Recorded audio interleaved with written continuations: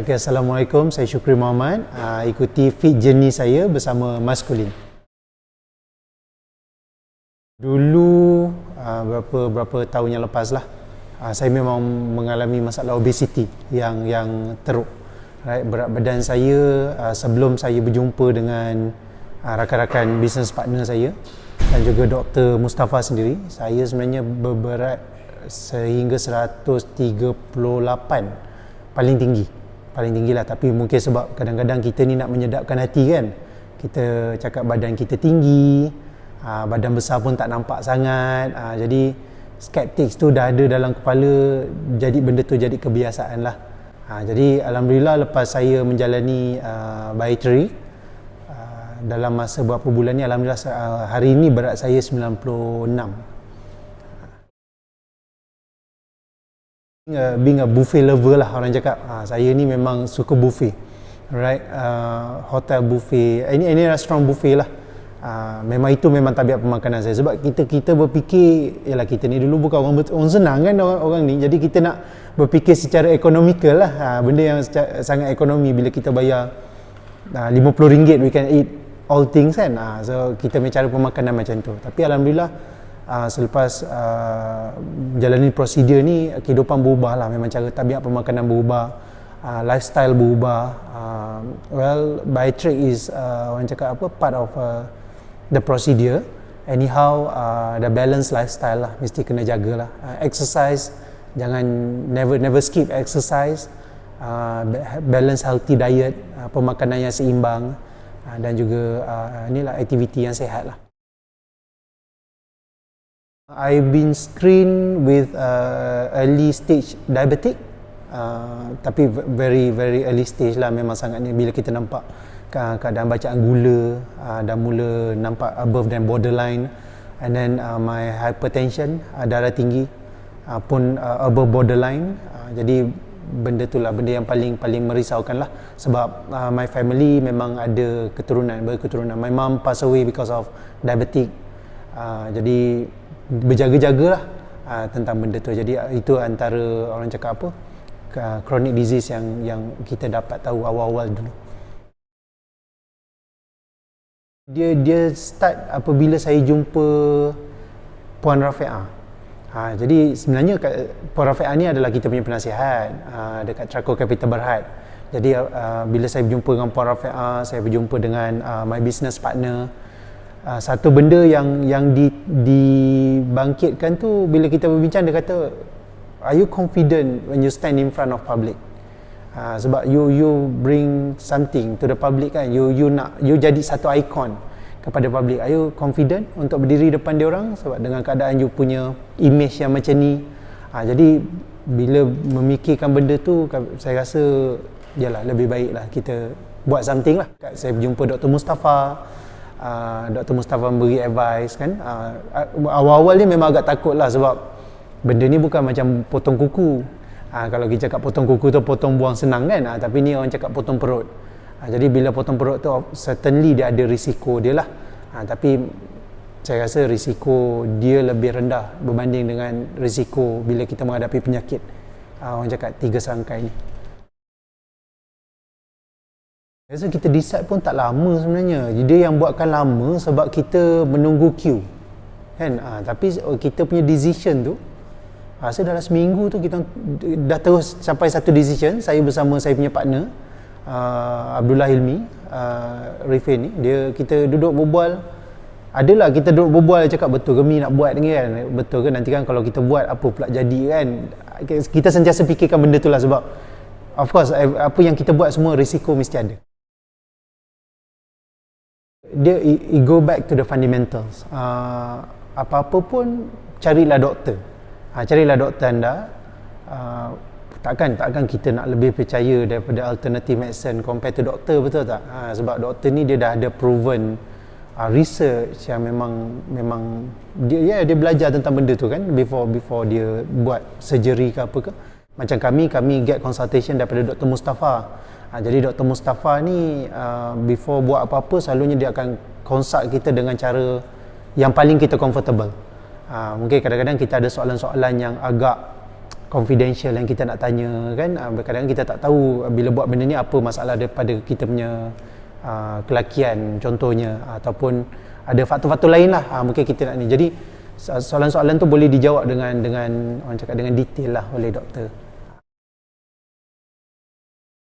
Saya buat just a normal diet, macam diet suku-suku separuh macam tu.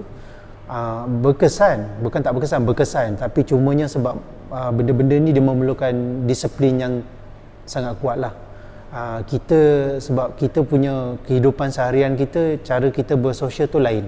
Jadi kalau kata saya dengan my business partner, setiap kali kita jumpa dekat kedai makan.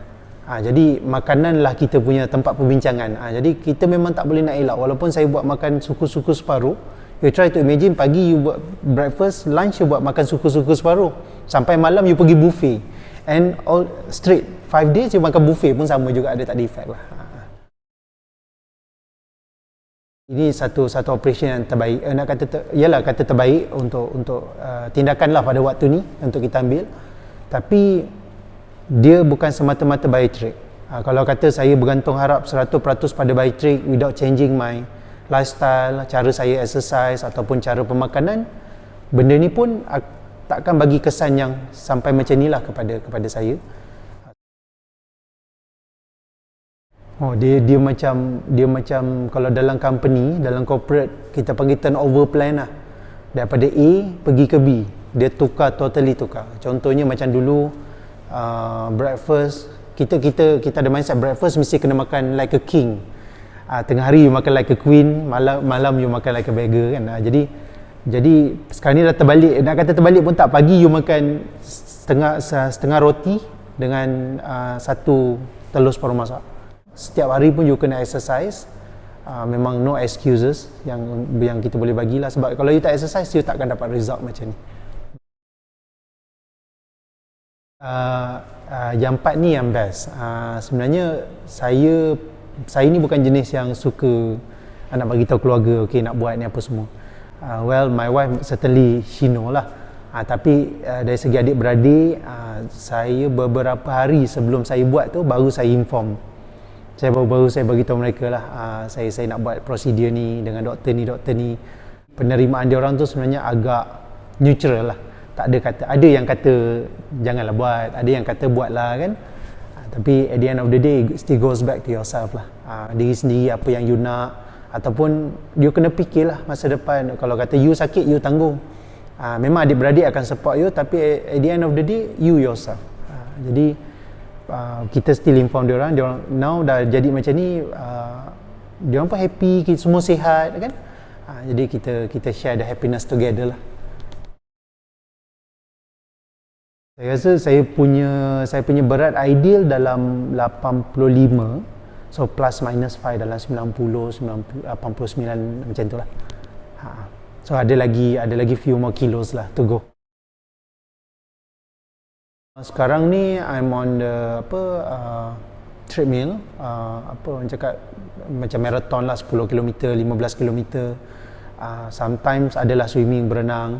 Tapi apa-apa pun tu saya cakap get the doctor advice, sebab bila you nak capai penurunan berat badan ni kan, bila you buat biotrick, penurunan berat badan you lagi mendadak, you kena start focus on exercise yang lebih kepada toning. Sebab kalau tak, bila you turun nanti you akan rasa menggelebih, you akan start rasa macam membungkuk kan. You mesti kena tone up the muscle lah.